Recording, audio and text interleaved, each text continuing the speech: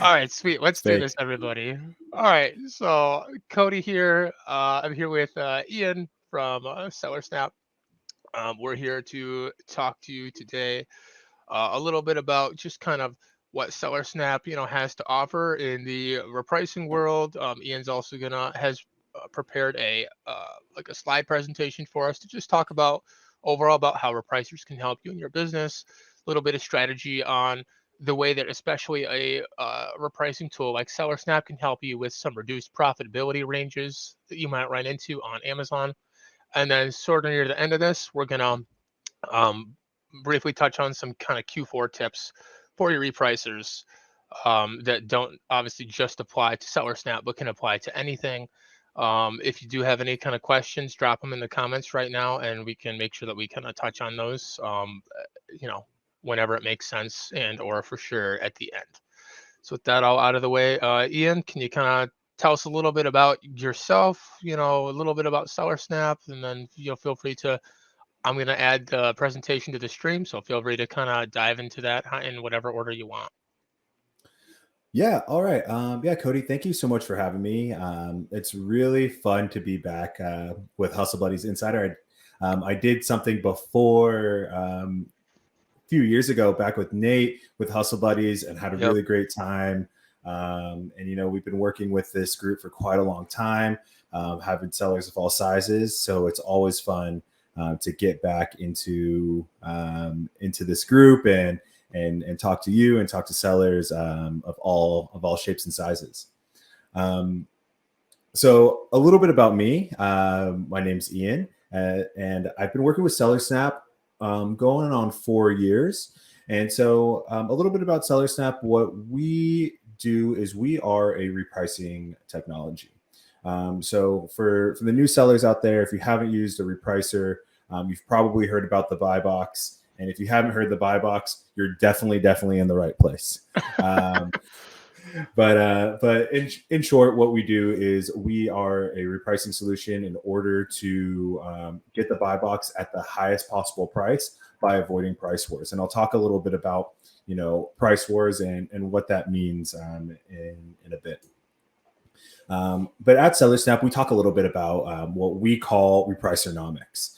And Repricernomics is just the idea surrounding the repricer that goes into it. And so it's not just about like buy box and buy box percentage, which is largely important, but we can also talk about profit, ROIs, costs, and the different things that affect your margins when attempting to win the buy box and make those sales on Amazon.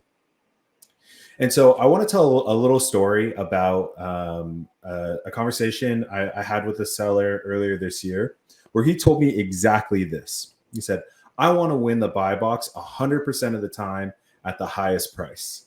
And this is something that we hear frequently and something that, speaks to all of us because this is the ideal situation.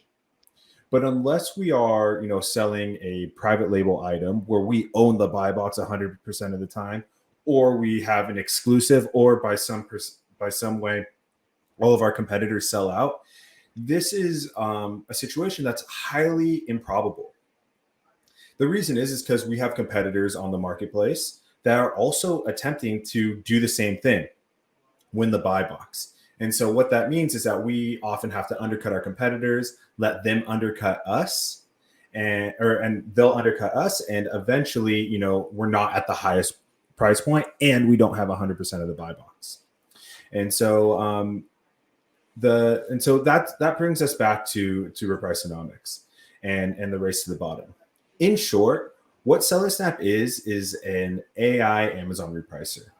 And really what that means is that we take a cooperative approach in order to get the buy box at the highest possible price by avoiding price wars. And so much like you see in this graphic here, what you often see with a rule-based repricer, something that is a bit more manual, is that you have competitor A and competitor B. And in order to capture the buy box, competitor A undercuts competitor B, who undercuts competitor A, and eventually they're just exchanging blows until they bottom each other out. I spoke to Cody back in the day, spoken to a lot of sellers, and this is often a pain point especially when you are in the wholesale and arbitrage space. And so where seller snap comes into play is that we see that this is happening. And what we'll do is we will capture the buy box and then we'll raise our prices up to max or a portion of max.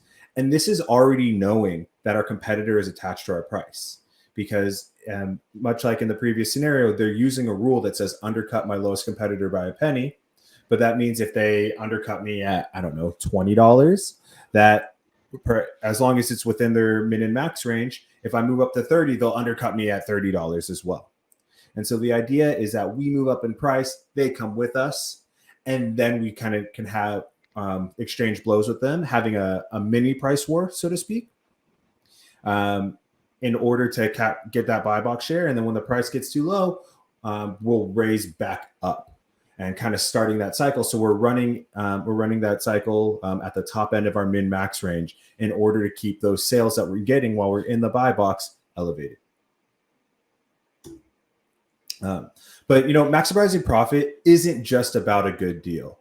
And so there are so many things that go into being a really solid seller, whether it's arbitrage or wholesale, about getting the best deal from wherever you source your supplies, and how you get it into Amazon, whether you use a third-party logistics service or 3PL, whether you use a prep center, or you're doing it out of your living room or your garage.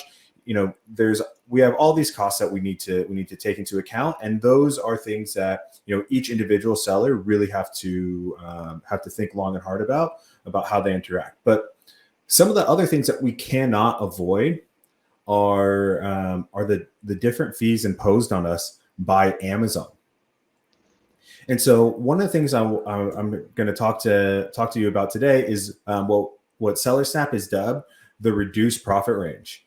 And essentially the reduced profit range is a threshold where an increase in price translates to lower profits. And I'll give you an example right here. As you know, when you sell something on Amazon, you pay Amazon a referral fee or a commission, and that is a percentage of your listed price. And in many of the different categories on Amazon, there's different types of referral fees. Some are 8%, some are 10%, some are 15%, and all of them come along with minimums. And even shoes and jewelry and appliances have their own separate category, but it's not so much what I'm talking about today. As you can see here in this graphic, what we're talking about specifically is a baby product. And, with the baby products, the referral fees have what we call a step.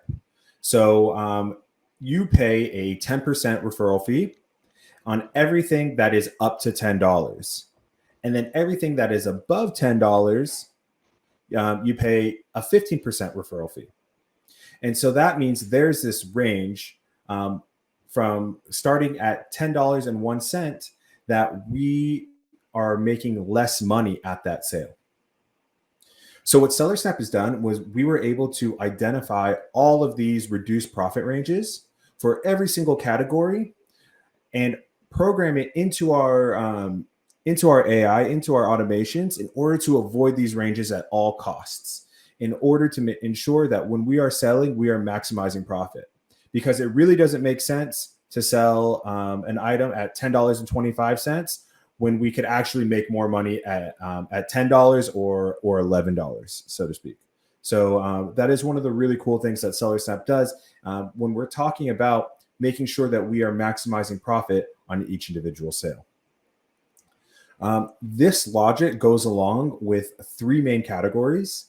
We have the referral fee. We have your small and light fee, because the same thing applies when you hit that small and light threshold. And then we have fee promotions as well, which are less common, but do happen and do create their own reduced profit range of their own. So these are all things to think about when we are pricing and repricing our products. And Cody, slow me down for speeding through. I know there's a lot to talk about, so I just wanted to kind of highlight the highlight the good parts, and then we'll you're good, keep cruising man. on. No, this All right. this section right here, this is one of the things that, like SellerSnap, I know other repricers are really just starting to tackle this reduced profit range, but you guys have had this for years. far and away the first to kind of have this, and it's been like we have a couple products that sell during their peak season several thousand times a month, and it is Right. very fun to watch it go from like 9.99 to where it just wants to like sit there, and then you watch other people move to like 10.05, and it's just like, nope, I'm gonna go up to 11 whatever, and then you'll see you Exactly. get an occasional sale there, and then you'll see, okay, cool, we're back to 9.99, and to know that, cool, I didn't ever lose out on an extra dollar in fees because it just pushed it right up to where it should be. So especially if you're It's doing a lot of grocery, or things now with Small and Light being at the $10 price threshold, find that this reduced profitability range, extra step within their tool is exceptionally helpful. And when you go and do some digging, you might see that your repricer or the way you're setting up your min and maxes, that you're leaving a lot of dollars on the table. Yeah, absolutely. And it's one of those things, Amazon's not going to tell you about this Yep. because Yep. it's They're money. fine with their fees. Yep. It goes from your table to theirs, quite literally. Hmm. But yeah, I'm glad to hear that it's working out for you, and it's something that's super important. That when we're trying to operate, our businesses, it's important to try to figure out where the money is going and why, and if we can find these places where we can, essentially work smarter, not harder. It tends to you tend to see like kind of exponential growth when it comes to that. Um, and so just moving on a little bit, I just want to talk a little bit about Cody and I thought it'd be fun to discuss a little bit of food for thought and in Q4, and especially because we're pretty deep into it already. We're nearly halfway through the quarter. I wanted to try to avoid things that we couldn't do anything about in the moment, because a lot of times during food for thought for Q4, we hear a lot about storage limits and making sure that you have enough inventory in FBA and you have a backup in with FBM or in a 3PL or third party logistics company to make sure that you can fill the demand. But kind of at this point, unless except for some certain circumstances, the inventory part of Q4 has passed. Like we're in it already. So really, I wanted to talk about two things that we should remember for Q4. One super tangible, and one more on the personal side. The thing that's a little bit more tangible is the peak fulfillment fee. And so, for anybody that doesn't know, this is an increased fee between October 15th and January 15th that Amazon has imposed to cover increased fulfillment and logistics costs that come with Q4 and the holiday rush. And so there's earlier in the year, there's a fuel surcharge, which has come and hasn't gone anywhere. And so if you don't know about that as well, you should definitely go check on that. But the interesting part about the fulfillment fee that is different from what Amazon has done in the past is that this fee is specifically for the peak shipping time. And so it has already started, and it will go away on January 15th. And so what that means for sellers is that you have to take into account the increased fee. And it's about 35 cents for all items shipped into FBA. But that means, especially at scale, you could potentially find yourself making less profit per sale. And that's something that we want to avoid. And I just want to give a really quick example. There's tons of examples here, but even for, a case for your smartphone, on average, the non-peak FBA fee is just over $3, and we can see that the new peak fee is $3.28.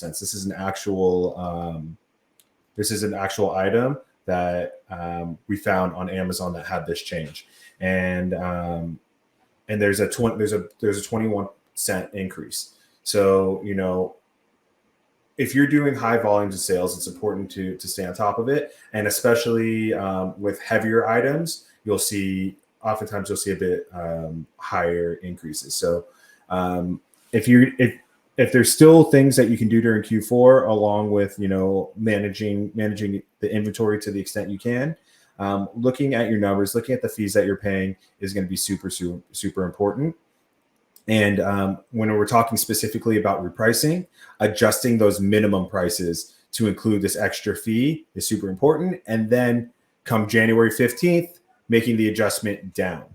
The tricky part about this, and this comes with all new fees from Amazon, is that the fees get applied to when the item is shipped. So back in October when it changed, even if an item was sold on the 13th or 14th of October, if it didn't sell or if it didn't ship from Amazon's warehouse until the 16th, you were charged the higher fee at that point. So when there are fee changes, build yourself a buffer, and you don't want to necessarily do it too late. The last thing I'm going to talk about in Q4, and this is already my fourth Q4 with SellerSnap. I'm working directly with communities like Hustle Buddies, and this community is actually really good about this. But remember the people in your life. In Q4, especially in the e-commerce space, especially on Amazon, it's really easy to get wrapped up in everything that you need to do in order to keep your business running, keep inventory flowing, keep cash flowing, and all of those things are super important for the health of your business. But I always like to take a moment to remind everyone I work with and remind myself, why do we do this, right? We do this for flexibility. We do this for to put food on the table, roofs over our heads, and for the people around us. And so this is just like your yearly reminder, mid Q4, to when things get a little bit stressful, to take the good with the bad and remember why we're doing it, who we're doing it for, and enjoy the ride to the best we can. No, that's great, man. We also, that's something that we've been heavily emphasizing, that your health, you only get one life. So make sure you protect your mental and physical health, and that it's okay, more deals will always come. There is a time where you can bust it out and work super hard, but if it's just too much, cool, take a step back. It's, your health is super valuable. You only get one family. So Yeah, so make sure absolutely. that those things are priority and taken care of. Yeah, and yeah, I can't say it enough. I totally agree with you. You only get it one time. So as as big as Q4 is and as important it is to our business, let's we can also have a great holiday season with those around us. So with that being said, we still got some time on this live stream where we're going to be chatting. But for anybody who wants to take a screenshot of this or pause this if you're watching this at a later date, always happy to connect. Shoot me an email at ian@sellersnap.io. Find me on LinkedIn. And if you're interested in SellerSnap, I'll help get you to the right place. Alternatively, if you just have things you want to talk about in the Amazon space, you're looking for advice about different businesses or connections that you're looking for, please reach out. Love speaking to people about Amazon and their businesses. Love being in this community. So please feel free to reach out, and I'd be happy to connect. Awesome. Well, thanks, man. Yeah, the reduced profitability range is something that I super love. It's great that SellerSnap is now integrated with Inventory Lab. That definitely saves a step with needing to kind of pull in like buy cost and sell price and all that info. So I do have several questions here that people have posted in various spots. So I think the first one is probably pretty great. This first one's probably pretty great to start with, and it's people have a lot of different options in kind of the repricing space. So I can share some of my thoughts as well. So, but what do you think makes kind of SellerSnap special? What do you think that they do exceptionally well that give them kind of the pitch? Why SellerSnap? Look, the first thing I have to say, first of all, I'm super biased, so take that with a grain of salt, right? But one of the things that makes SellerSnap super special comes down to I like to boil it down to technology and people, right? Um, First of all, with our AI technology, we're one of the first on the market. Been really developing it for years in order to again get the buy box at the highest possible price. Where the repricer really we really tried to develop the repricer to think like a seller would think, in order to maximize profit, avoid price wars, and really reduce the amount of time that you need to work on your repricer. The second thing that makes SellerSnap super special is something that we speak about a lot internally, is about really trying to bridge the gap between people and technology. And I am super guilty of this, but I'm constantly jumping on, the next, piece of tech is something subscription based every month, and I'm doing onboarding by myself. And one of the things that we try to do is provide a really amazing team here that can help with the onboarding process if you have questions, and help work through any problems that you might be having, or any questions that you might be having, whether it be repricing or not. We have a lot of really great minds, and we really like to kind of spread that wealth, spread that knowledge to the best we can. Awesome. So a slightly less biased perspective. So because I've used SellerSnap, I have gone from other repricers to SellerSnap, and then gotten frustrated, and then gone to something else, and I'd come back to SellerSnap. Um, I will say that the only thing that has ever frustrated me as a seller with decent volume is kind of the price. SellerSnap is definitely one of the higher priced repricers on the market. For newer sellers, I know you guys have your accelerator program. I don't recall what the That's price correct. point is on that right now. For larger sellers, you're looking at what is it, 500 a month? Yeah, $500 to $800 a month. Yeah, Yep. Now, so with that, I will say, so again, I have several ASINs that during their peak seasons they sell several thousand times. So I compared to a lot of sellers where if you're doing the OA RA space where you're maybe your highest replenishments like 30, 40 of something, I have a lot of solid data from these several ASINs, and I can say unequivocally that the algorithm repricing stuff that SellerSnap has set up, I can definitely watch it maneuver the pricing on my items at a much higher clip than anything else that's currently on the market. Now, it might not be a high enough clip for you to justify kind of an increased, fixed expense per month. Um, that would be something that you would kind of need to test. And I believe, do you guys have a 30-day free trial right now, or is it 2 weeks? I don't quite recall. yeah. It's a 15-day free trial. Okay, gotcha. But so within, during our peak season, we sell several thousand. You know, it, we sell several thousand, make several thousand, orders per month.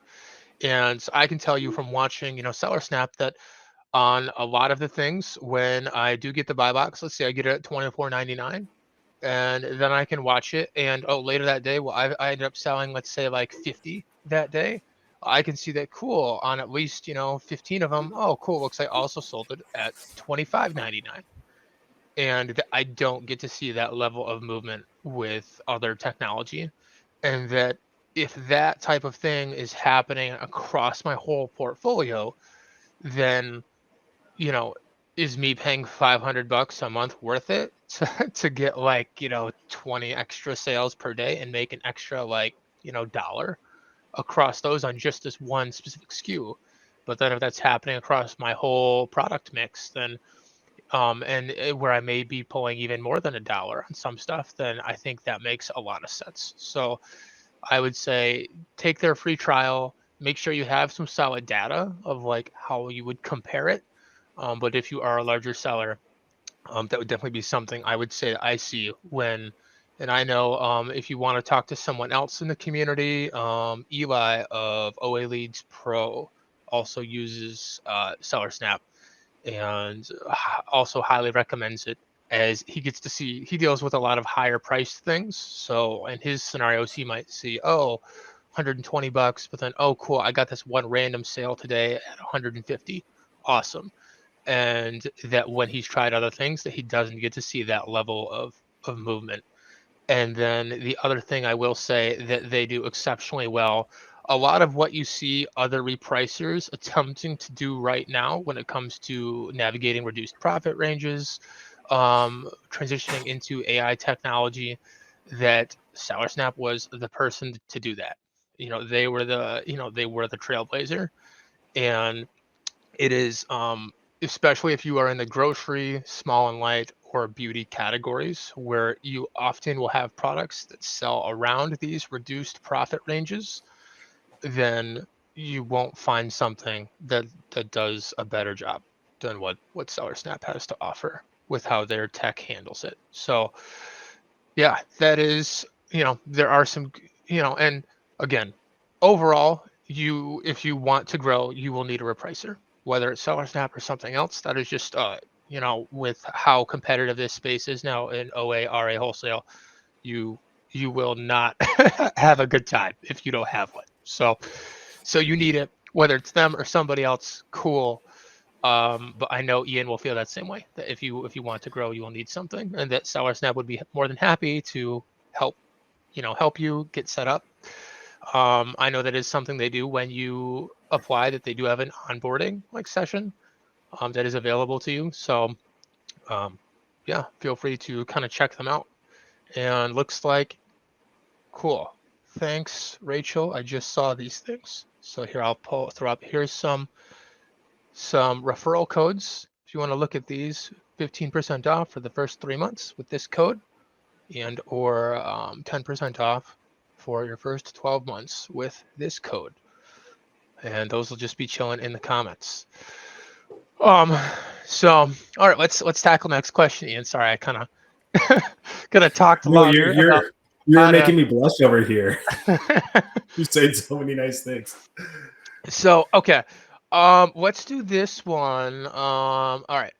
So let's see. So for the small and light program, do you know now that if they go above $10 and then it comes back to $10, do you know do you know if it will re-enroll in the small and light program and have that fee, or do you know if the seller needs to take action? And if you don't, that's totally fine. I'm pretty sure I know the answer, but honestly, even I'm pretty sure yes, that it will. So That I am pretty sure yes as well. I'll tell you that with the intricacies of Amazon, this is something that if we were to field something like this in a support ticket, I'd definitely have to I'd check my documentation.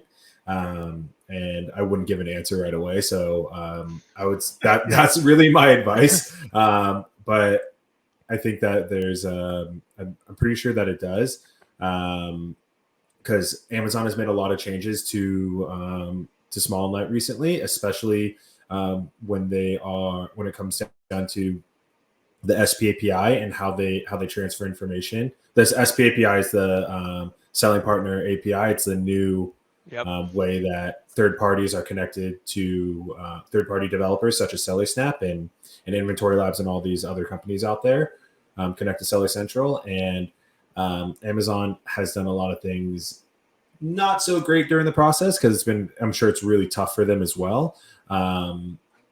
But have done some really cool things with what data points are available to us and especially small and light is super important to Amazon.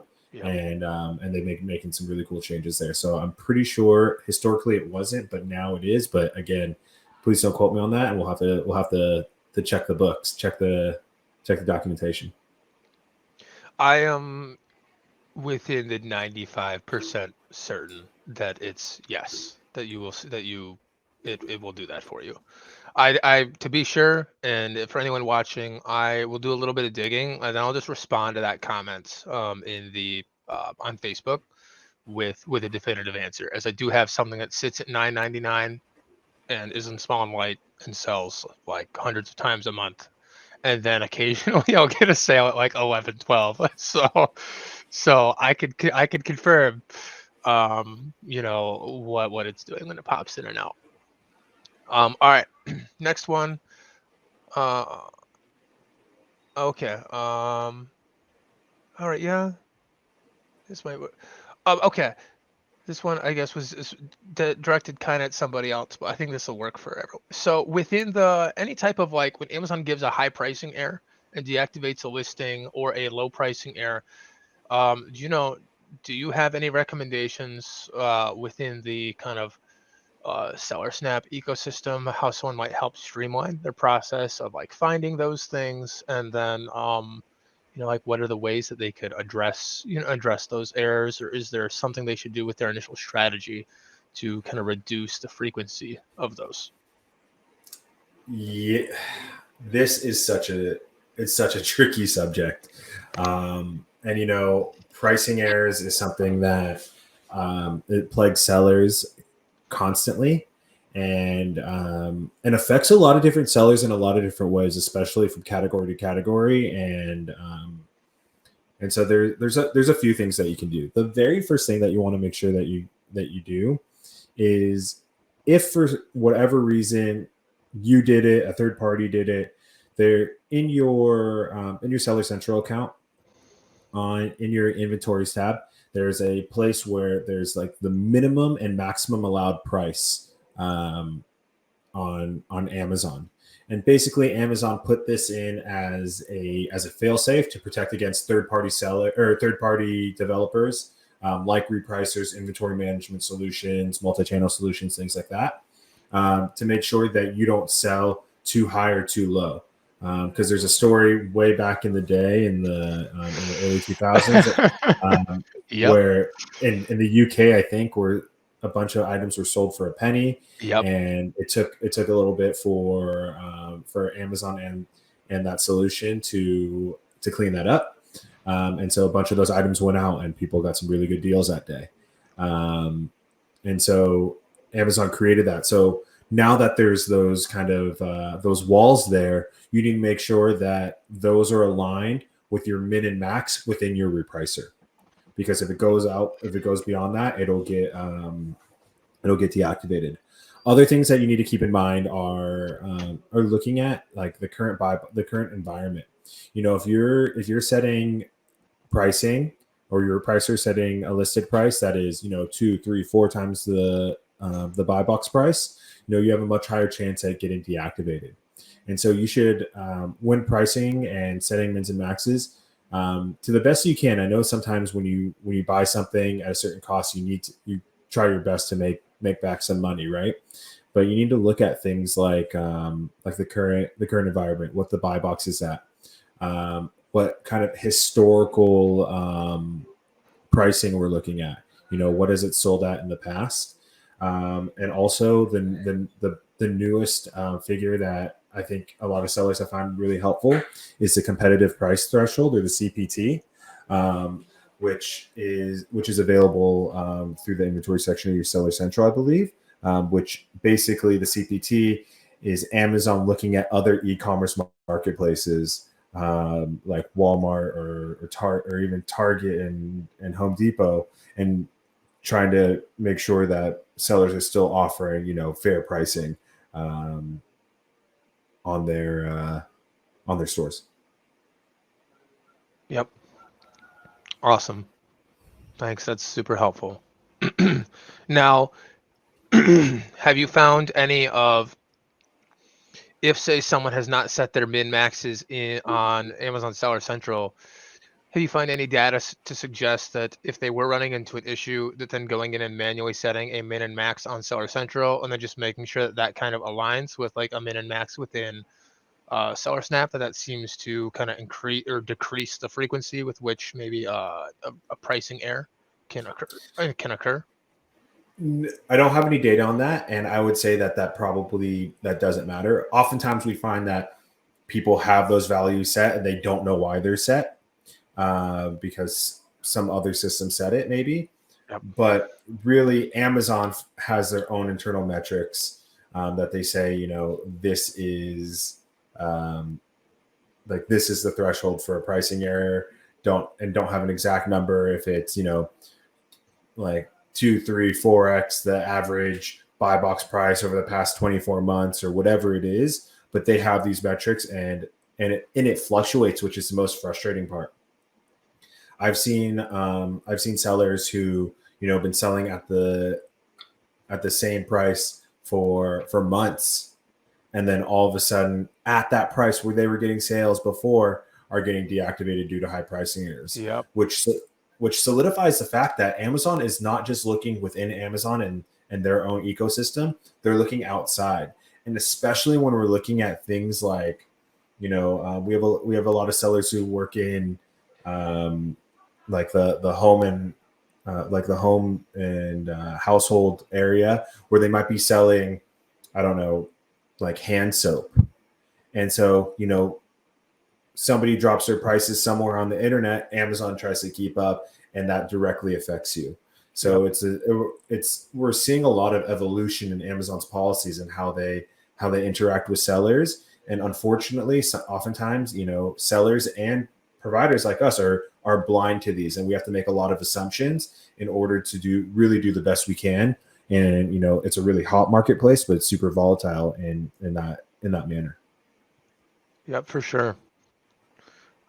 All right, here's another one for you. So, talk to me about how you would reprice an Amazon flip. First, maybe like an everyday item in Q4. I know another seller said that typically the like AI will kind of look, especially if there's a suppressed buy box, we'll look at the for kind of like the historical price point with which the buy box existed. So then, and we might just have to have him make a post, as I know someone from SellerSnap actually helped reached out multiple times and helped him set up a whole flow, because that was a lot of what he was selling, or a lot of stuff that he was selling, and then it was kept either being SellerSnap would go and look for the buy box and say he could sell it at $70. Someone was looking for it and willing to pay a non buy box price, and he'd make good money at 70. But the SellerSnap would see, oh, historically there was a buy box at like 55, and then it would go find that, and then he'd get a sale at that and not really make much. But yeah, when it comes to, that was just kind of a tangent. I'll make sure that content gets added into the posts or into the comments, guys. But for an Amazon flip, what are your kind of thoughts on how you should think about repricing something like that and making sure that it tries to stay up at the, say, $50 price point that's normally at, versus that like 1 day sale that Amazon had it at like 25? There's a couple of things to talk about there. I mean, because when we're talking about flipping, we're oftentimes, sometimes in a really amazing find, we might get enough inventory to sustain ourselves for a long period of time, right? But sometimes we might only get a few pieces. And so when you're pricing and repricing, it's important to take that into account. Am I super shallow, or am I super deep in this specific item? When it comes to pricing, I always tell sellers to look at two things: look at cost and look at the current competitive landscape. And so when you're looking at those two different things, when you're looking at cost, and that includes your COGS, your cost of goods sold, or your purchase price, any relevant Amazon fees, whatever it costs you for your box and the tape and the shipping into FBA, you take that all into account. And then you decide, how much money do I want to make on this? Do I want to make 20%? Do I want to make 30%? Do I want to make 50%? Like, how much do I need to sustain my business? And then the other factor that you want to take into play is, what is the current market saying? Because if you need 50% to sustain your business, but the buy box puts you at a 10% margin, that says something about like what and where you're sourcing, right? But But if you have an opportunity to make much larger margins on something, 100, 150, 200%, that will be indicated by where are your competitors selling right now. Because we have to remember, when it comes to repricing, we're not only repricing against one seller, we're often repricing against a bunch of different sellers. So we have to remember that we don't always have such a big effect on the market, except for capturing that buy box when we can.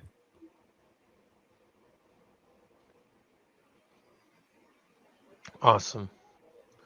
Yeah, it's definitely tricky, tricky business. There's so many different like within people's business models.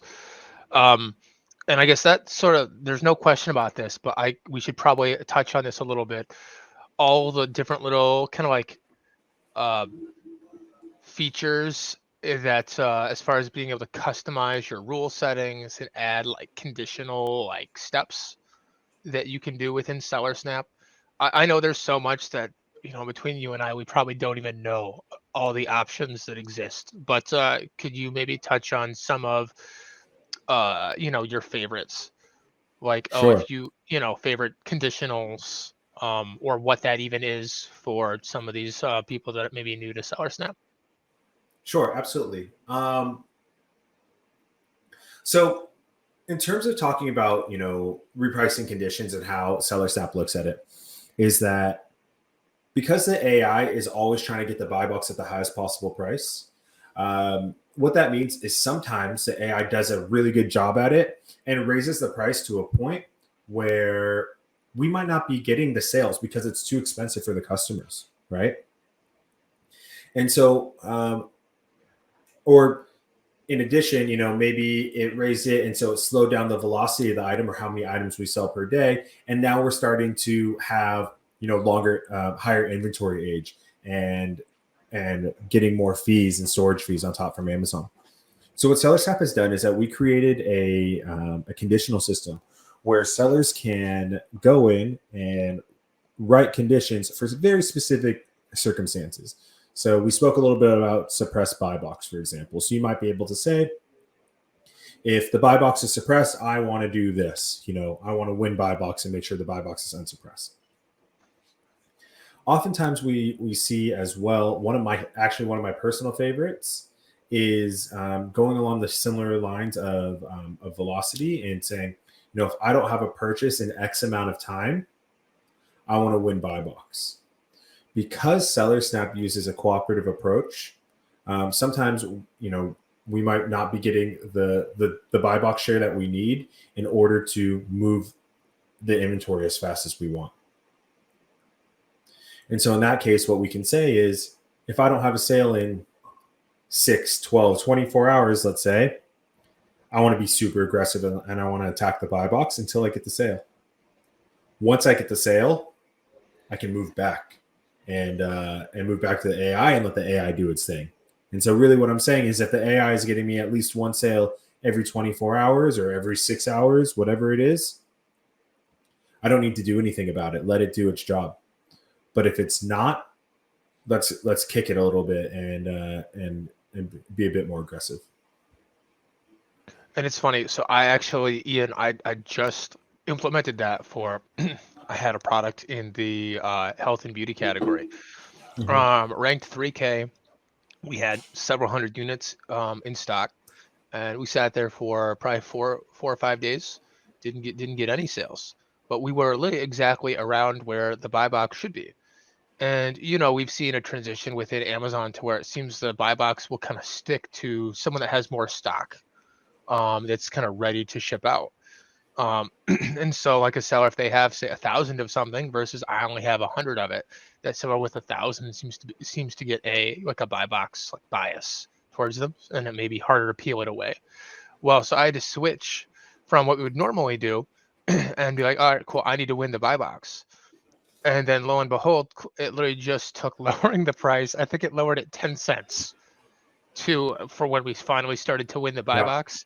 And then the minute it went 10 cents, you could see it over the next day. It clawed it right back up to actually then it was selling like 13 cents above what the buy box was initially when we started to fight for it. to get some sales. So it's really interesting, just kind of see, yep, exactly what you're describing there is exactly, we had to do that for a particular high velocity ASIN just in the past few days.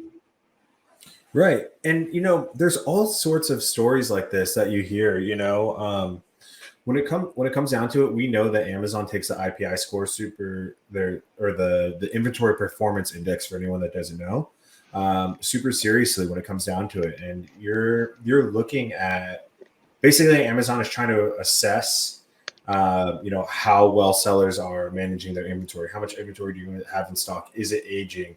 Are you selling out? And so oftentimes what you find, and I think it's a little bit of inventory bias, like you were saying, but I think what it boils down to is oftentimes sellers with large inventories, and this isn't the only like litmus test, right? But sellers with larger inventories generally know what they're doing and Yep. generally know how to keep that IPI score up. Yep. Sellers with limited inventory who are constantly coming in, selling out, their IPI score drops, and Amazon takes it less seriously, because at the end of the day, Amazon markets themselves as the most customer-centric company on the planet. And so in order to do so, what they want, part of what the buy box does is it puts their best third-party sellers, and sometimes, Amazon themselves, it puts their best sellers forward. So customers, when clicking buy now or add to cart, get the best possible experience. Yep. That's a great, just sort of a side comment right there. Your strategy and your thought process should always be what's going to give the customer like the best experience. And there are going to be certain things that customers don't really care about that you're wasting your time on. But, if you're looking at a glass product and thinking, I might YOLO it, it might be okay, you probably shouldn't do that. You should take the extra time to make sure that those types of things are safe and protected, because again, it's all about the customer in the end, and that whether you see the direct repercussions of your actions to kind of skirt around something is a refund and you lose all the money, or whether it is kind of a less visible thing, like, okay, I just don't get as large of a buy box share because my IPI score is lower because I'm not um, as customer centric as Amazon wants me to be. And that's because I don't have a large enough mix yet, or things like that. That's either way, the answer is always think about what the customer, what's going to be best for them, create the best experience. That will, it's basically just great business, general business advice. They're what matters. Here's another good question. I actually only got about like two more here, and then we can wrap it up. Uh, Right. Does repricing with your software require daily maintenance, so to speak, or do the conditions you mentioned mitigate a need to daily/every other day check prices? I have over 120 SKUs. Even managing my repricer seems pretty daunting. It's a great question. In terms of daily maintenance, it depends on seller to seller. Some sellers, really have put in the work to, number one, understand their inventory, and number two, understand the repricer in terms of seller snap, and are able to set it up where they only need to go in a few times a week in order to make some minor changes. They use the reporting section of our platform to be able to identify problem spots, and they're really quick and pinpointed with it. But in terms of, but then there's some sellers that are in it every single day. In terms of 120 SKUs, for the majority of Seller Snap, that is on the low end of SKUs. And I think that, once you really understand your inventory and understand Seller Snap, you should be able to save a lot of time managing those 120 SKUs. But to put it on the flip side, on the larger end of Seller Snap, we have sellers that have, I don't know, 100, 150, 200,000 SKUs. And for them, sometimes they need one or even, two or three people dedicated to making sure everything's okay. So in short, it really depends on your business, the level of, knowledge of the person running the software, and really the investment that you take into, understanding what you're doing in the setup process. But again, also 120 SKUs is super manageable, and having an automation would save you hours a week.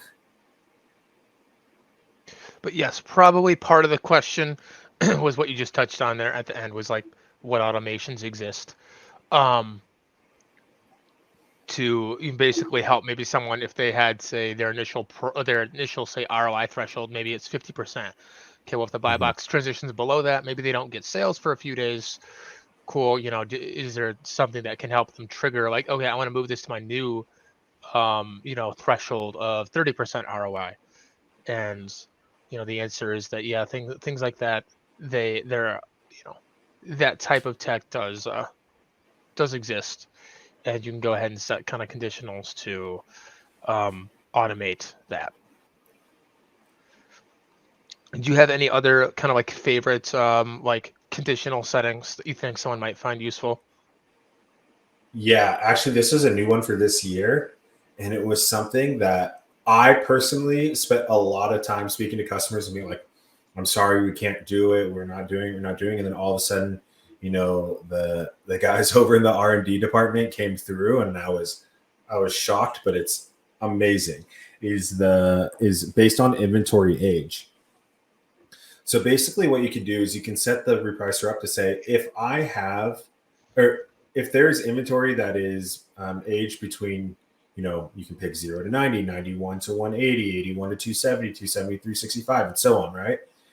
If I have any inventory in this category, let's start to, attack the buy box. Let's start to be more aggressive, because we know that at this point, I'm willing to take lower margins. Why? Because I'm already paying higher fees and higher storage fees with Amazon. And so this provides an opportunity for automation in order to try to capture sales, so I can recoup some cash and, and put it back into my cash flow, and try something that isn't going to sit around in Amazon for as long, and reinvest that money into my business, and keep pushing forward. So the inventory age is something that is really exciting for this year. Can we quickly touch on, Ian, tags and what you might use tags for? Sure, sure. Um, So for anyone that might be new to a repricer or to SellerSnap, SellerSnap has a tagging system where on each individual listing, you can use a tag. You can tag it for any various reason, right? You might tag it as a certain buyer. You might tag it as a certain source, which we have new options for that now. Cody, I'm not sure if you've gotten into the customizable columns, but we can talk about that if we have time. But also sometimes people will tag things for, they'll call it Q4 2022, right? And they'll say, like, these are the items that I'm really trying to push this year. And so what it allows you to do is allows you to quickly filter on these items, and then be able to see the analytics on them. So how much revenue are you generating? How many order items do you have from it? What's your average profit margin for these items? And then you can bulk edit them, change repricing presets. You can change minimum markups and maximum markups. You can do a whole slew of different tasks in order to make these changes in bulk. And so the tags is a really cool way to see the big picture on something that you're looking at, and then make changes quickly if necessary. Yep. And thank you. That was exactly why. I was like, tags are super useful. And it's one of the things that I think other repricers are starting to implement stuff like that. But also, to SellerSnap's credit, they have had it for an exceptionally long time.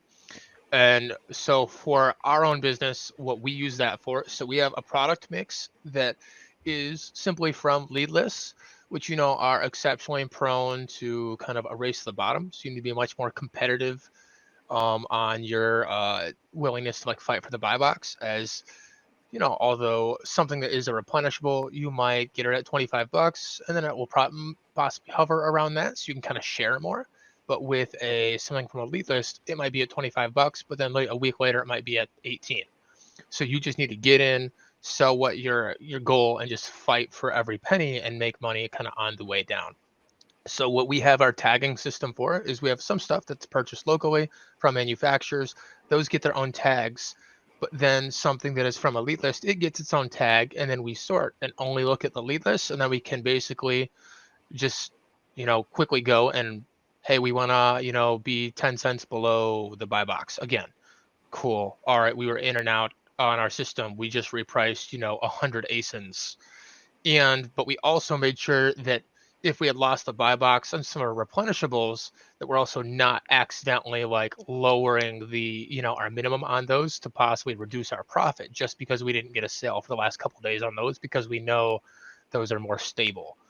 And so we can monitor, them separately and make, as kind of Ian said, like make decisions, quicker on different sets of our inventory. And overall protect and analyze our profitability on a more like category by category level. Well, Cody, have you? I don't know if you saw this earlier this year, and if you gotten too far into it, have you used our customizable columns feature yet? Is that where you're like moving them around with No, the no, no, no. in the action section? No, check this out. So we created this new feature earlier this year. I'm actually really pumped that we get to talk about this right now. Awesome. I love this one. So basically, you can create your own column, and basically what you can say is like, I want this column to be, you were talking about, one offs versus replens, right? And so you create a column and you can make it a drop down menu. And so when you import these new items into SellerSnap, you mark them either in bulk or through a CSV import or whatever, just similar like you would do tags as replen or one offs. And then it has its own filtering option that you created. And so what we've seen sellers do over the past few months since we started it up is do all sorts of types of like really cool things. I've seen sellers do, their buyers. A lot of arbitrageurs hire buyers that go to all the different stores to source, right? And they're like buyer A, buyer B, buyer C. So they put it in. The buyer marks themselves as the buyer who bought that listing, and then you can filter and see how they're performing in terms of like revenue, ordered items, profit. Same thing with source or store. You can put in wholesaler A, wholesaler B, Walmart, TJ Maxx, Marshalls, and then you pre-program these all into the drop-down menus. You add them in, and then they can and then you can filter on them and get these really really sweet snapshots about like what's performing well. And you might act. And I spoke to a seller who like was able to identify that they preferred, well, I think it was something silly like Home Goods over Marshalls. And for me, I'm like, it's the same store, but like it was really interesting. They got an insight that they were starting, because they saw that they were getting more revenue, more ordered items out of one source than the other. It helped them make a business decision about where are they sending their sellers. So the customizable columns is a new feature. It's super cool. And if you haven't used it yet, you should check it out. Our team is super excited about it and happy to help you get set up. And so, okay, so with that, so I can fully understand, because I don't think my VA will be super happy with you because you're possibly about to take away a job. But well, no, they'll be happy because they'll do something that's not super mindless. But all right, Yeah, so we use Airtable for all of our like, purchase orders. So we could simply set up something within there to where we have a view, and we have like we already have columns that have some of this store info and who bought it and all that stuff. We could sure. easily have have a category section be added where, hey, this is our replan, this is our comes from a lead list. Well, that section already exists, but so if we made one column and said, like, cool, we want to just track all the lead lists in this drop down, um, you're saying that I could basically download that as a CSV, upload that into, SellerSnap, and then it would know, oh, cool, you said this column is your customizable column here. And okay, cool. Now all your lead lists are sorted instead of having someone go through and input the tags. Totally. So you'd Cool. say you'd create the way to set up columns is not exactly how you mentioned it, but it's super easy. If you check out our knowledge base, you'll be able Cool. to set it up. But it'll say you call it column lead list, and then you if I understand your question, you're saying lead list A, lead list B, Yep. lead list C. Yeah, and then you'd be able to add all those lead lists into a drop down menu, and then in the UI you can manipulate it. You can do it during bulk edit. You can do it during the CSV import. And then yeah, from there you'd be able to quickly filter on it. So you go straight to filters, you go to that customizable column that you call a lead list, and you say, I want to look at only lead list A, and it'll bring everything up. Sweet. That's awesome. But don't I'm not trying to mess with anyone's The bots are job stealing over all their here. jobs, man. They're stealing all their jobs. Oh man. But that's awesome. But They'll be happy. it'll make So, their lives really, really for sure, much easier, I think. Yep, that'll make everyone's life easier. Okay, cool. Well, I learned something today too. That's awesome. I love it. All right. Well, we're pretty much at time right now, guys. Anyone have any kind of last questions? I guess. Oh, I see something here, Christina. I don't know if you're still around. I know you said you had to go. I don't necessarily know what this means. Is there not an adjustment for inflation? Maybe that was kind of tongue in cheek at some point. But if you're around, if you could let us know what you meant by that. If not, I don't know. So, but yeah, if anyone else has any kind of final questions, feel free to drop them right now. If not, again, if you want to check out SellerSnap, they have a free 15-day trial. They're integrated with Inventory Lab, so getting kind of your data into there should be pretty simple. If not, they also do have within their knowledge base like instructions for how you could just upload set up a CSV and upload it. It's not that bad. And then here's the two codes on the screen. Awesome. Well, hey, it looks like no one else has any questions for us. So, hey, appreciate y'all being here. Thanks so much for joining us midday. Now, Yeah, all y'all thanks for go having me, get Cody. back to work and go make some money. Ian, dude, thanks for being with us. Have a good rest of the day, everybody.